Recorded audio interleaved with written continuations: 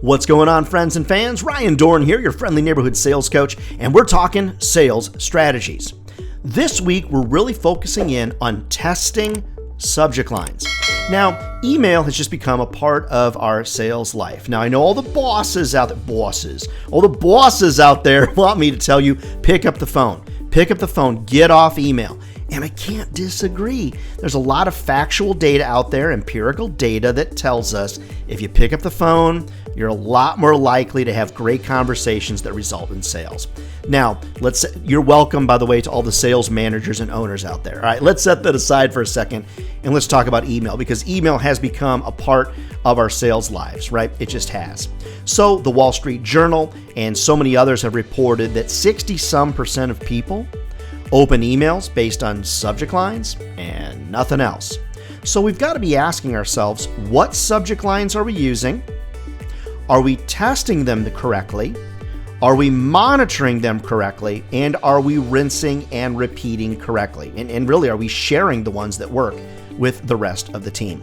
All right, so let me give you a couple of subject lines that you might consider, or the formatting of these subject lines.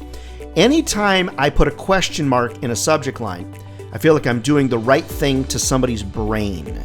So if I put a subject line that said, your thoughts on this, question mark, the reader of the email's brain is going to say, oh, my thoughts on what? New idea for you as a subject line. It makes somebody's brain go, what's the idea? They have to open it. If I use a date that I want to meet with somebody, like I want to meet with them on May the 29th. It's my birthday, by the way, wink, wink. May the 29th. That's all the subject line is. May the 29th, question mark.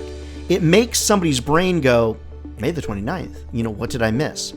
When I'm creating subject lines and writing subject lines, I'm asking myself, what can I put in front of someone? What can I put in brain think? No, what now? What is that? What do I need? I need more information. See, a lot of your subject lines don't require a second step. You put everything somebody needs to know in the subject line, so they don't have to open the email. A lot of you out there make a very common mistake. You put the name of your company, the name of your product, the name of your service inside the subject line. Why would someone open up an email about your product, your name, or your service? Sometimes I'll put points of relevancy, things that make sense to the customer that I'm emailing, like the name of their product, the name of their product, the name of their company, the name of their service. Those are the kind of things that make somebody go, now what now? And open it up. Now, here's the problem though. The fundamental problem that if you just wrap your head around it, it'll change your sales life. You don't do certain subject lines or use them because you don't like them. See, it's not about whether I like something or you like something. It's about, does it work? Okay, say it with me. It's not about what you like. It's not about what I like. Does it work? And I'm telling you right now, question marks in a subject line evoke a certain response from somebody's brain. Now, you might say, well, it sounds so salesy. Well, of course it does. You're in sales. Your antenna is wired to pick up sales things. Now, one of the reasons that I love what I do, and I'll probably never have a lack of customers, and it's not because of my wit or my smile. It's because people are not trained. So if you're thinking to yourself that somebody receiving your email is going to know that it's quote unquote salesy, that's kind of in your mind. Now, the next step of this is find subject lines that are thought-provoking, make the brain do a little bit of a leap, right? The second piece is, what's a good test? I had someone the other day that emailed me like, I tried a couple of your subject lines and those lines didn't work. And I wrote back, how many times did you use the subject line? Well, I tried at least 3 or 4 and it just didn't work. Okay, that's not a good test. That's like swinging the golf club 3 or 4 times and that's it? Like you're going to be Tiger Woods or you're going to be Scotty Scheffler? 3 or 4 swings? Like a good test is 20, 25 emails. Using different subject lines, but use them for 20 or 25 times to see what type of response you get. Trying various times of send, different types of subject lines. And friends, you've got to really ask yourself, what's a good test really mean to you? 3 or 4 attempts? That really isn't a very fair test in the grand scheme of things. So as you think about subject lines, one of my favorites right now, and I'm going to give full props to my favorite marketing person out there, Christy Doherty, and the shortest email you're going to read today.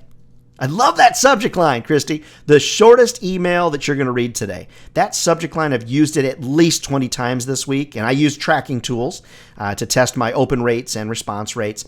It got a great open rate. I mean, just over 80%. It was unheard of. I absolutely love that subject line. So I stole it. I gave credit where credit is due, and I'm moving on. You should use it, but don't try it once. Try it 15, try it 20 times on different people at different times in different circumstances. Give yourself a chance to be successful, friends. When it comes to subject lines, the shorter the better. Use a question mark. Test it extensively before you come back to me and say, hey, Ryan, I just really don't know that it didn't work. All right, my favorite subject lines, we've talked about them before, so let me end with that. New idea for you.